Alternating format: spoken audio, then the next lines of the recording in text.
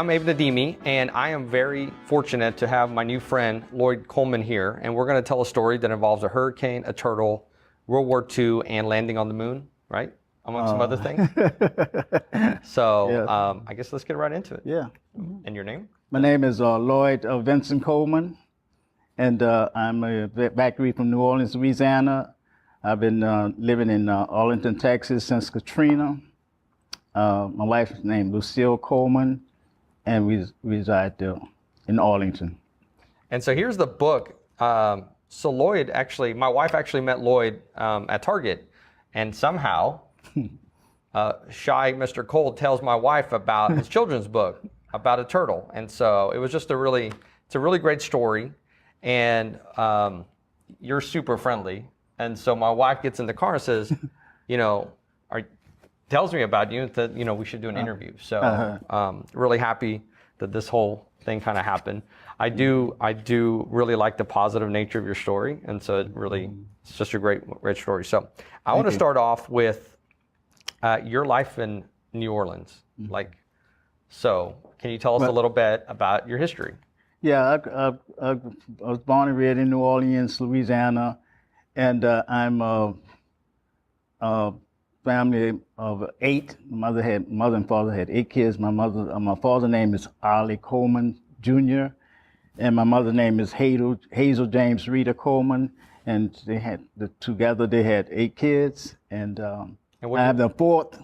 And you're the 4th. And I'm also a twin. So my twin brother's name is Charles Wilson Coleman.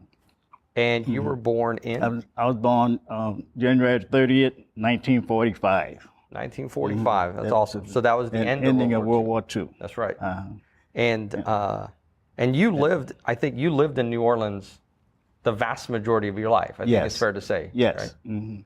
I lived in New Orleans. I went to school. I was elementary school, James Weldon Johnson, junior high school, Alfred C. Priestley Junior High.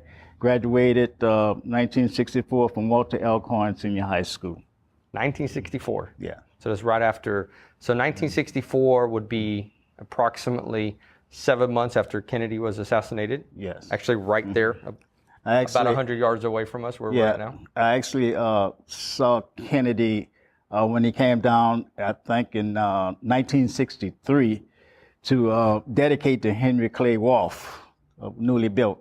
And I remember going to Carlton Avenue, not too far from my house, to see the motorcade pass by that I actually saw Robert F. Kennedy. Mm-hmm. That's awesome. So at that time, so you were really a young man during the Civil Rights Movement. Yes. So let's focus there. I kind of want to talk about the 60s because it's such an interesting era for me. Yes. But were you involved, or what was your? Well, I really wasn't. I really wasn't 100% involved, but I remember participating in several marches during that period. Although Martin Luther King was supposed to come down at one time, I forgot what the gentleman's name who I marched with. But anyway, I marched in several marches in New Orleans, the Civil Rights era.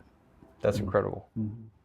And so you lived through the civil rights. You lived through the assassinations of some of the greatest civil rights actors in the time, or personalities of that time.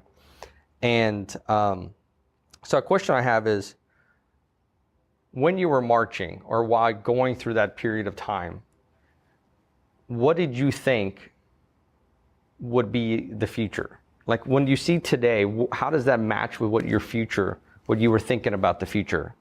I was thinking about the future was that kids would be better exposed to the fruits of life, better books, better education, better transportation. I came through the era where I lived in an area where they had a park in my area and we couldn't even go swim. We lived in an area where a park we were restricted to go into. Live in an area where we got on the buses and we had what you call the screens. On the streetcars, they used to have screens. You call them screens. And you have to move the screens as the whites would get on, blacks would get on. Blacks would have to move behind the screen. The screen was colored only, and you'd sit behind the screen. So what do you mean by like the screen? What do you exactly mean? It was a piece of board with colors only, and it had holes in the back of the seating, and you just pick up the screen and move it back, and you have to sit in the back of that screen. It's like white only, black only. So, why do you know that? Okay. So they were able to configure the bus? That was the period I grew up in. We had to get behind the screen. We had to sit behind the screen. So what if the screen kept on moving back, because I guess at this time more white passengers were getting onto the bus? Right. Wherever the screen was located, blacks were subjected to getting behind the screen. And would you be forced off the bus if there was no room at some point? Well, I've never experienced that to happen, but basically that was the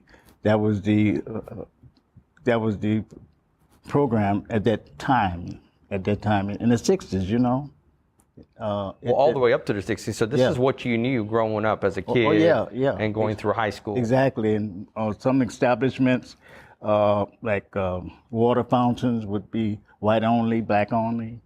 So I would say that I grew up in a period very active in the 60s, and even in the 60s being drafted in the 60s, going to Vietnam. So you were just telling me how you were drafted in, what year was it? I was drafted in November 1967. Okay. Well, I really want to understand your experience in the Vietnam War, but I want to actually kind of step back and stay in the civil rights topic, because it's a really fascinating topic that you lived through and were active and seeing the difference. And so my question is, now it's 2017. Yes. Looking back over 50 years, did you think when you graduated high school and you were involved in the marches, did you think 50 years from now it would be what you see today? Is it better or worse than what you thought it would be? I would say it's better today than it was 50 years ago. But is it better than you thought it would be, or did we not make enough progress? I think it's better than I thought it would be, in that the opportunities are so much greater. Although we have still mountains to climb, the opportunities are greater for education. Opportunities are greater for housing. Opportunities are greater for jobs, as opposed to the 60s. We have so much variety that even my niece, although I have no kids, I have a lot of nieces and nephews, and they were able to channel their lives into so many different fields that back in the 60s, it was unheard of, at that time. So you say education, housing, jobs, and options. And options. Can you kind of go through those and establish, from your perspective, what was the educational opportunities like then? But they can go to now. Then we were limited to go to different schools, whereas now we're not. In some areas you have choices. Then you were limited to go to public schools. Now you can go to other schools, private schools, what have you. It's more abundantly. That's what I'm saying, as opposed to the 60s. It makes it better. And housing? Yes, and housing also. Housing was very limited back in the 60s, and not only that, it's segregated. Some areas you can live in, whereas today, you're free to buy whatever house you want in any other neighborhood, So that's the positives, what it was then and now, that you have that opportunity to invest in property, more greater than what it was in the 60s. And you just said the phrase, there's still mountains to climb. Yeah. What are things that you would like to see an improvement in? I would see a greater, I would say race relations. I think race relation would be a mountain climb. We still have a gray area in that field, that the racism is persistent, and I hope it would be better. Mm-hmm. Okay. Is there anything else on this subject before we move on? We can move on. All right. Mm-hmm. So you were drafted in 1967, which means, from what I understand, correct me if I'm wrong, then when you're drafted, you really didn't have a choice. You couldn't say, hey, I'd like to do this or that, right? There was no choice at this point. There was no choice. You had to go. We had to go to bid. And just like I said, I was drafted. I received the letter, greetings. That was the norm, the form letter that you get in mail. You still have that letter, by the way? No, I no longer have that letter. Through travels, and after going to Vietnam, I think I kept that letter in the folder at my mother's house, but eventually it got displaced, got lost, whatever. I never able to see it. And so how long were you in Vietnam? I was in Vietnam for 1 year, from April 68 through April 69. And my MOS was 7810. I worked in ration breakdown. I issued rations. Mm-hmm. So what does today mean to you, today being Memorial Day? Today being Memorial Day is significant in that as I reflect this morning on a veteran that remains was returned back to the United States, and I said a little prayer because that could have been me, lost so many lives in Vietnam, and not only that, the situation with the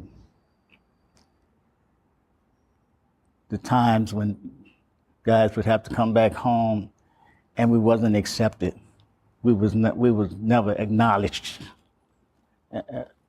I was able to attend a ceremony last year that was in White Settlement, and they put on this occasion to thank specifically the Vietnam veterans, and that somewhat gave me some kind of closure, because we were honored.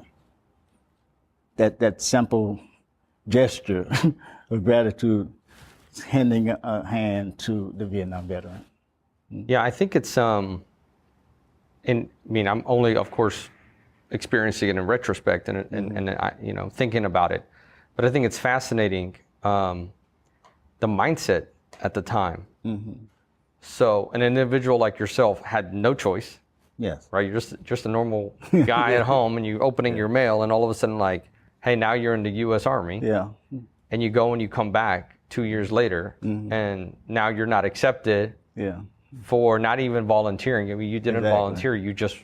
Yeah. So it's crazy that actually was the mindset at the time. And I think there's an important separation that I think we have now, which is there's a difference between the policy that requires the war, that causes the war, and then an individual like yourself, a man or woman who is thrust into action without any say, and they're completely separate issues, right?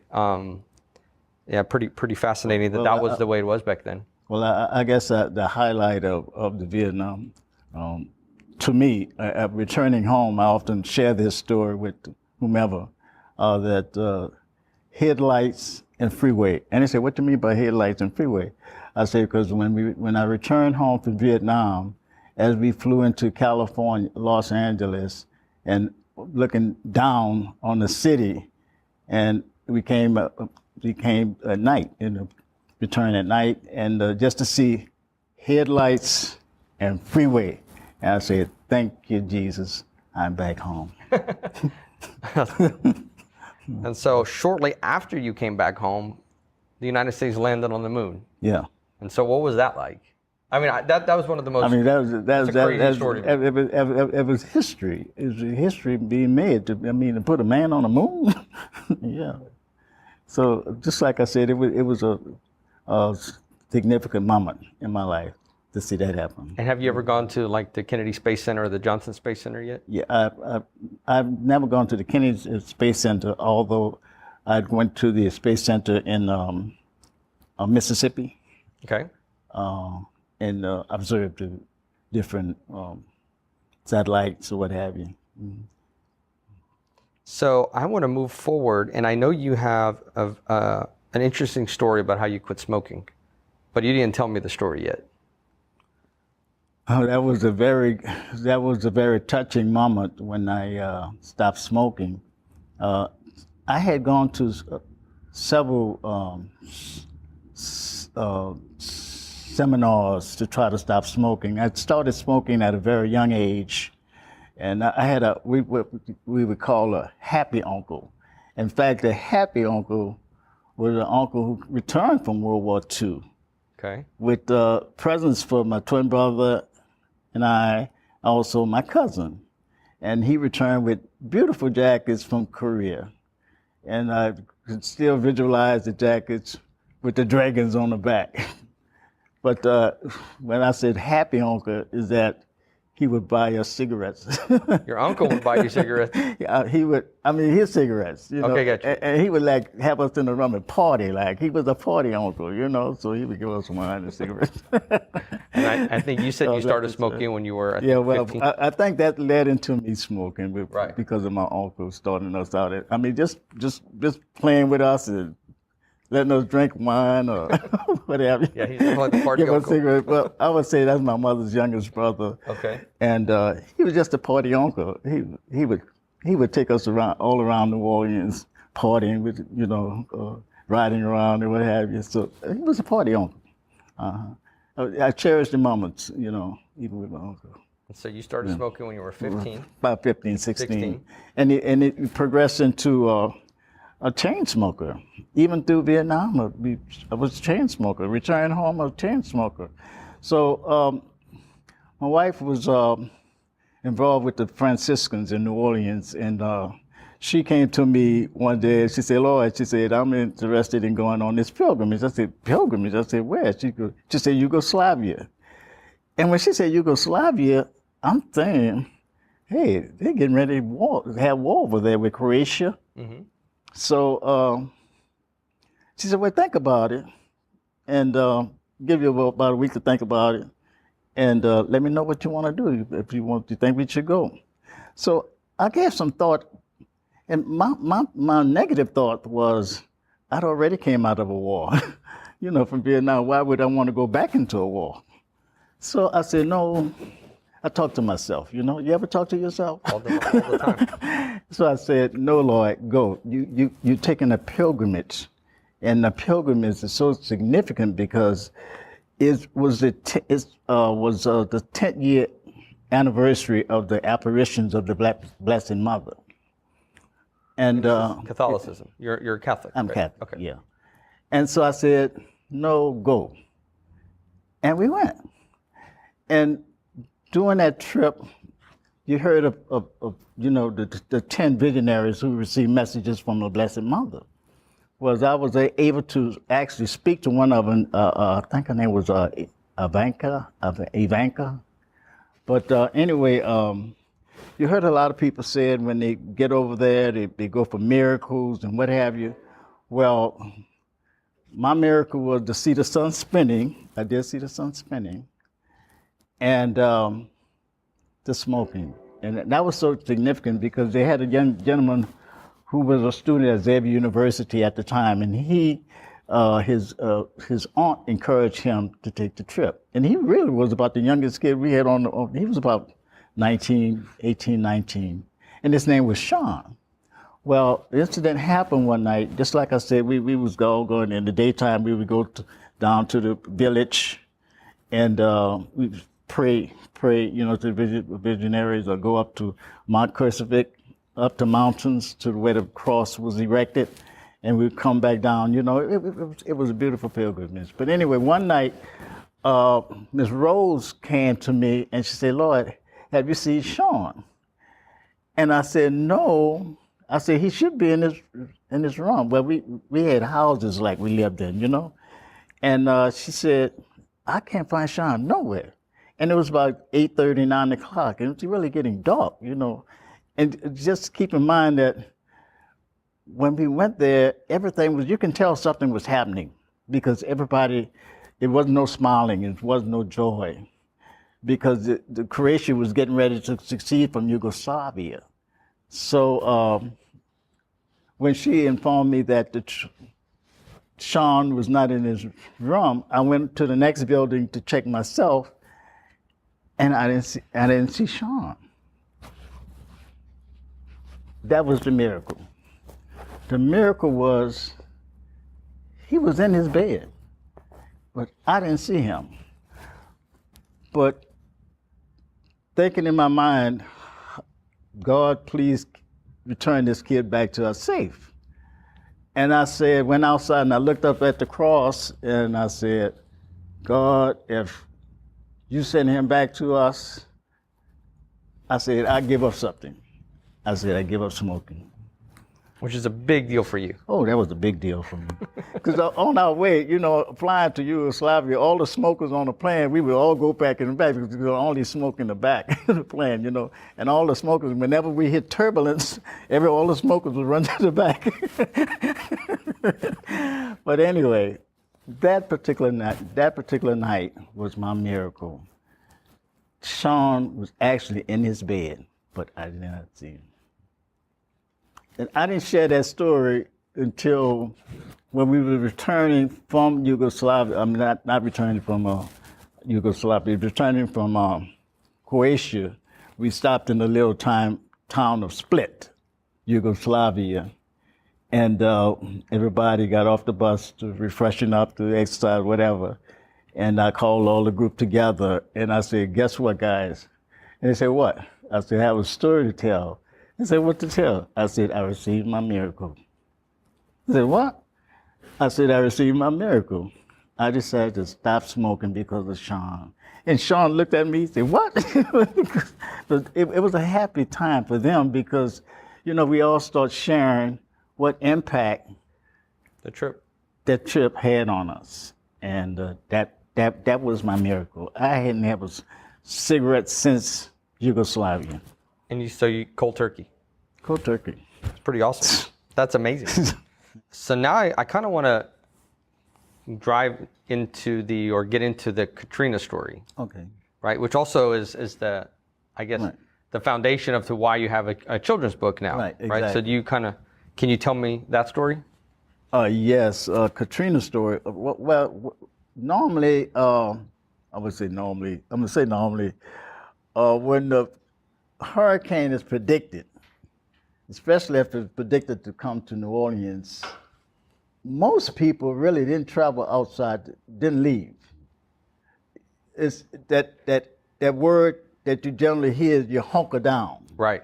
And that's what we generally would have done originally, hunker down in our houses.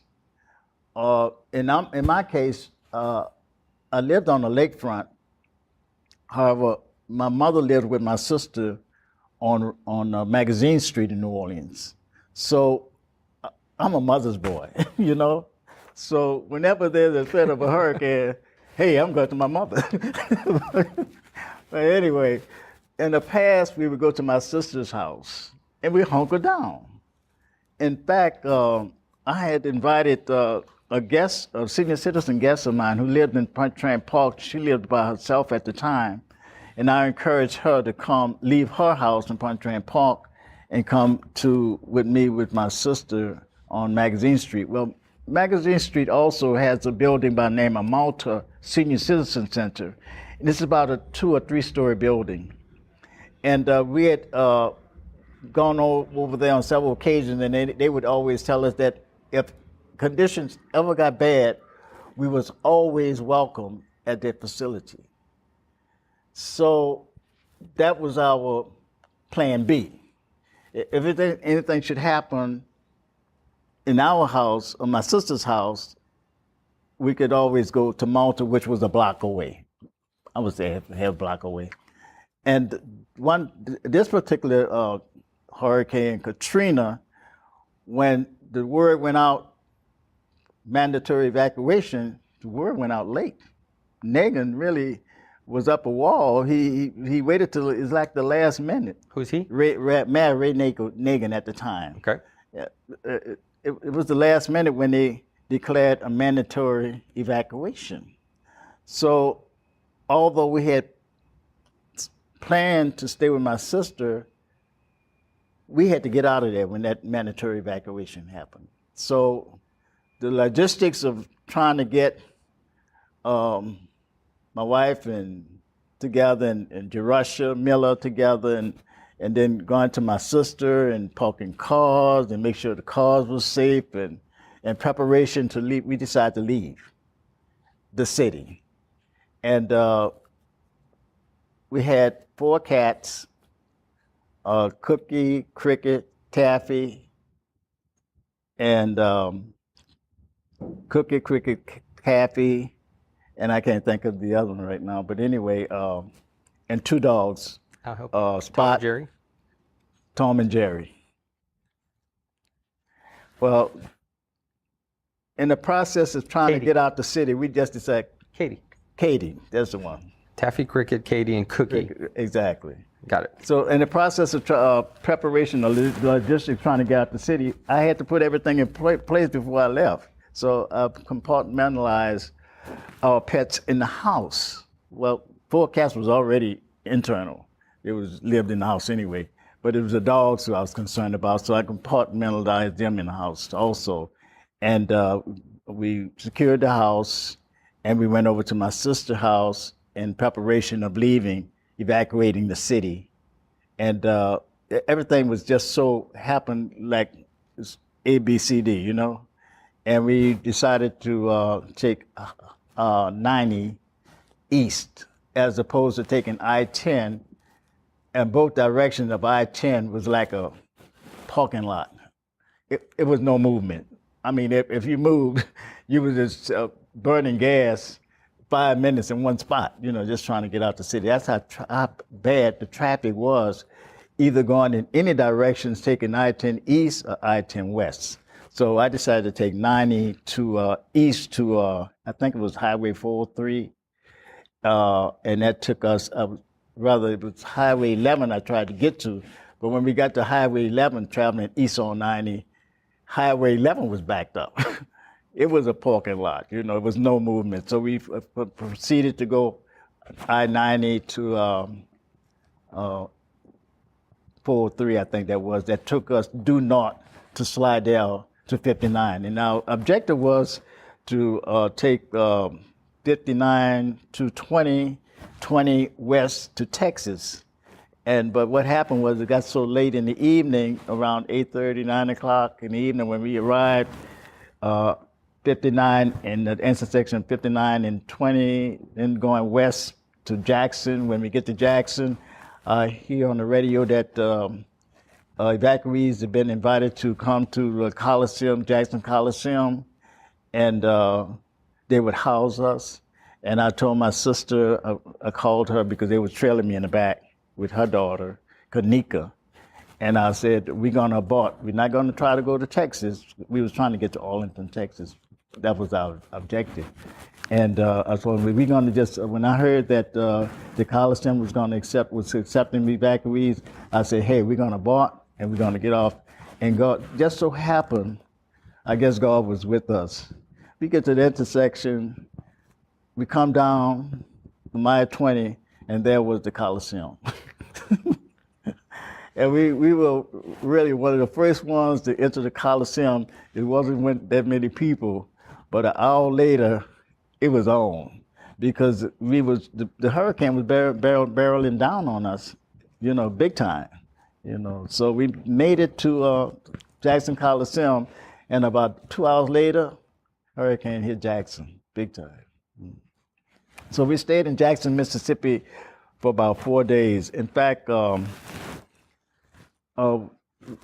my cousin called, we made contact with several relatives, and about the 3rd day we were in Jackson, we were able to go stay with a cousin of ours that lives in Jackson.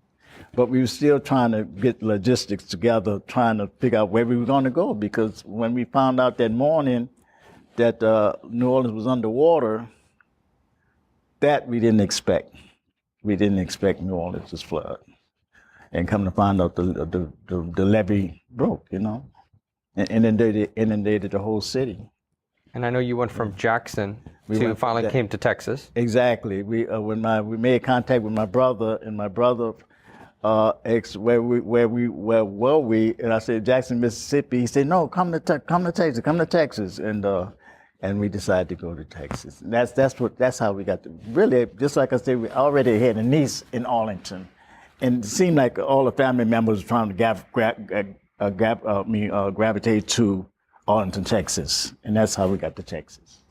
Mm-hmm. And then how long was it before you actually went back to New Orleans? About a month. Really, you couldn't go in the city. The city was locked down, you know.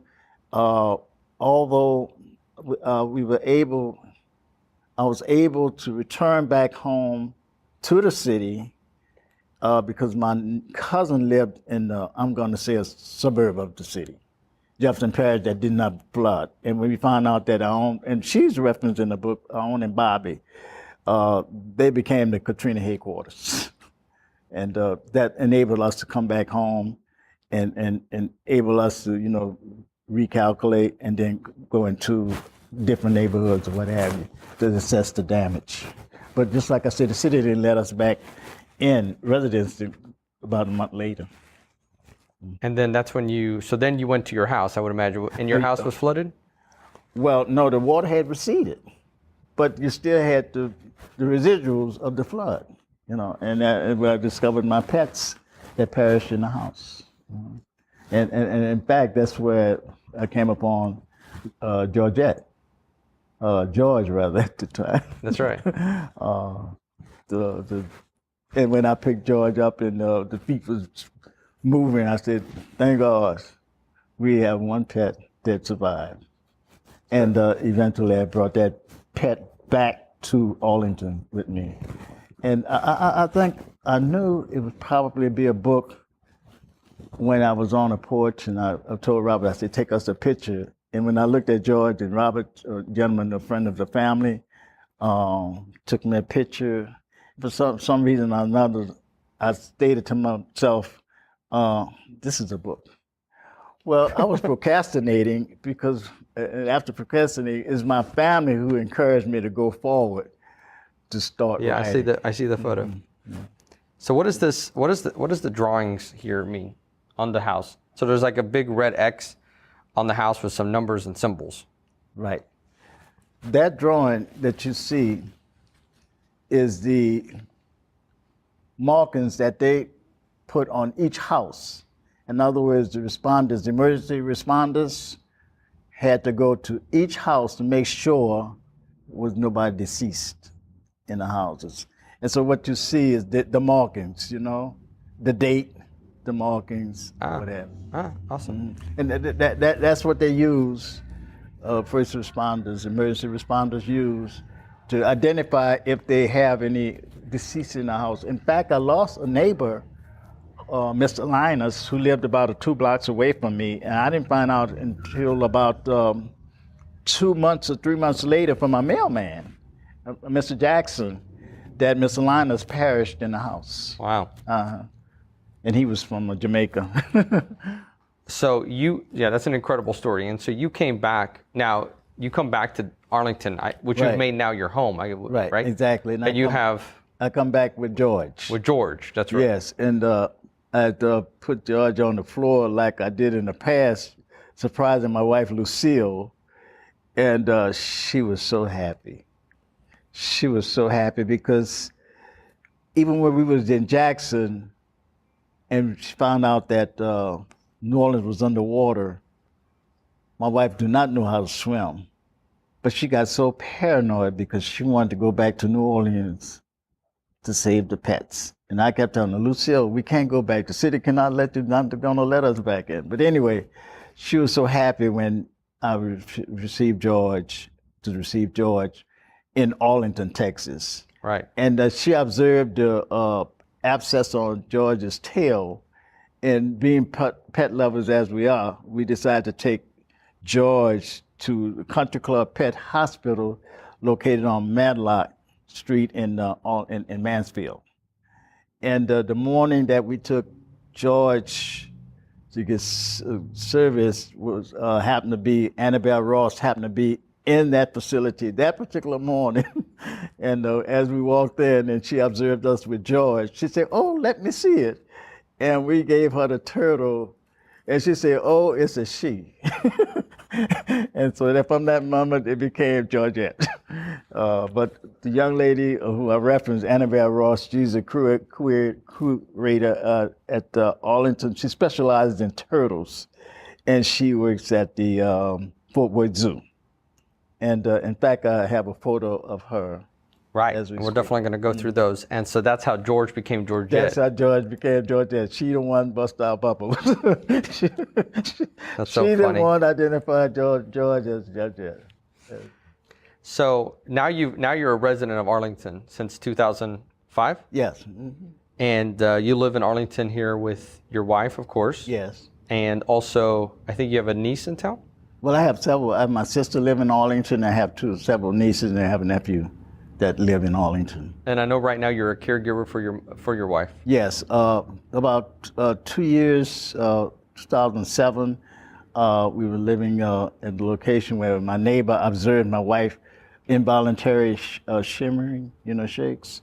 And he approached me and he stated that my wife may have Parkinson. And I said, what? So when he informed me of that, I immediately went and informed my wife, and we did schedule an appointment with her doctor.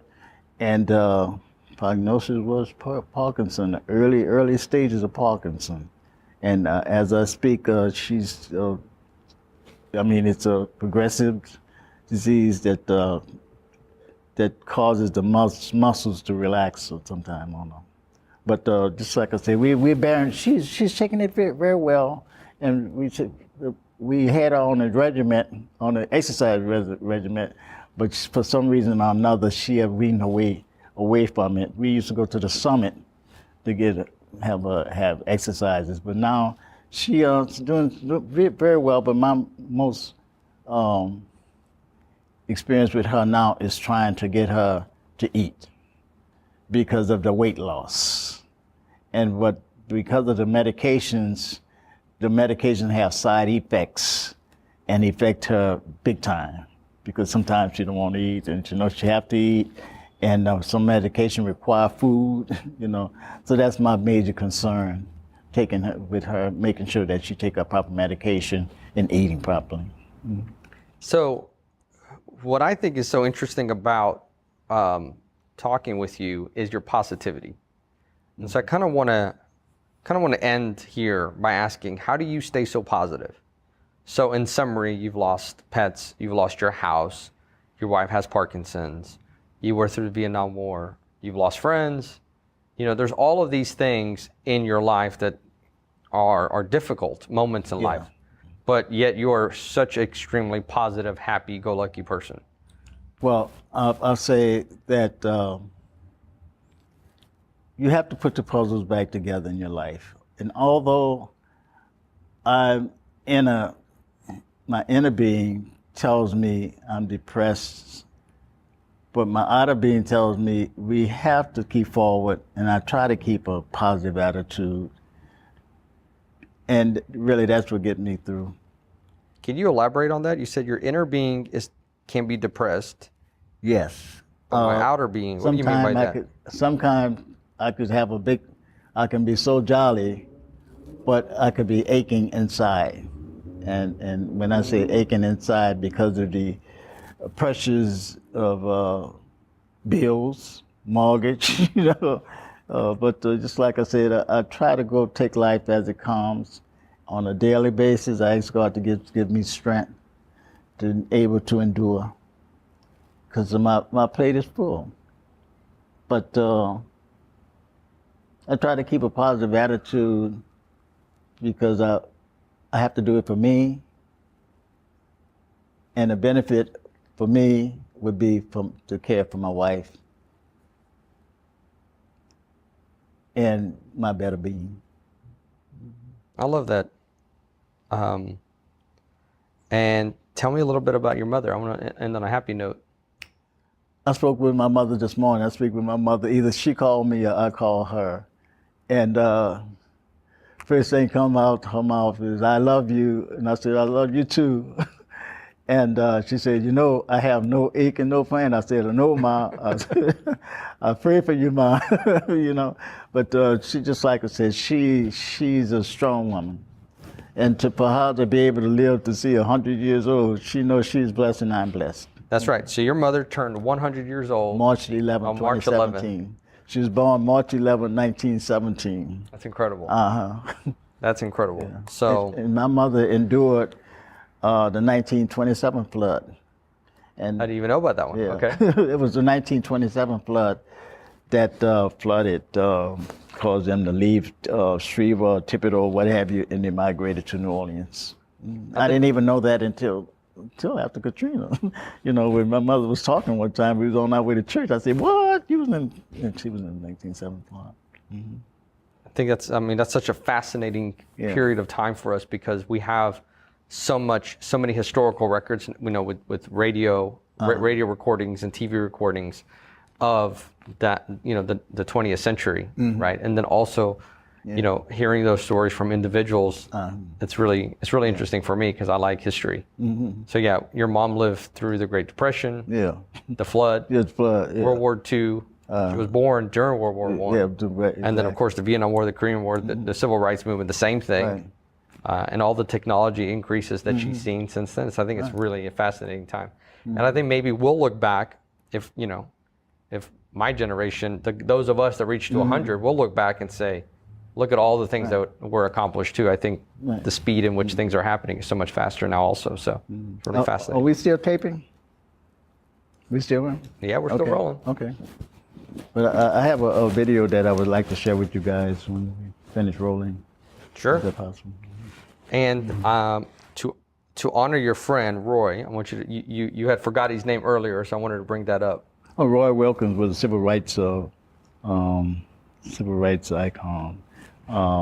Roy Wilkins was his name, and he had came down to New Orleans from Atlanta, and I had participated in that march with Roy Wilkins. I wanted to pick that up. Mm-hmm. So great. Thank you so much for coming. Okay. I really Thank you. I really appreciate you taking time on this holiday to sit down and tell your story. All right, Mr. Lloyd, if you don't mind walking us through some of the things you brought. So you kind of did it in chronological order. So this starts off with kind of your life in New Orleans a little bit. This is the house I grew up in, located in New Orleans, Louisiana, 8626 Hickory, Hickory, Hickory Street, New Orleans 70118, zip. The house I grew up in also was my grandparents' home, Louis D. James Sr. And he was a Dixieland jazzman, and this plaque was dedicated to Louis D. James and was mounted on this house in May 2015. And to honor my grandfather, Louis D. James Sr. from April 9th, 1890, born, deceased October 26, 1967. And your mother still lives in this house? Yes, my mother still lives in this house. So we go this way. This is Oh, go ahead. Go ahead. This was the day they dedicated the plaque at this location, and to honor my grandfather, Louis D. James Sr. He was a Dixieland jazzman. He played at Preservation Hall in the French Quarters, and he was honored by Preservation Resource Center. And going this way is a copy of your book. On this way, this actually was my second book signing that was held at Half Price Books, July 26, 2015. And this is a young lady who identified George as being Georgette. Her name is Annabelle Ross. She's a curator specializing in turtles at the Fort Worth Zoo. And this is my coworker, Ashley, and she came to that function that particular day. And this is my wife, Lucille Coleman. And this was, same, just like I said, this was at the Half Price Books. And so this also, I've been inducted into the Historic New Orleans Collection, and on this particular date, April 11, 2017. And over here I have, we're showing some of the rebuilding and also your family, right? Yes, this is my nephew, my sister Janice Coleman Sawyer, son. Lost his father, Victor Sawyer Jr., 2 years ago. But anyway, his name is Troy Sawyer.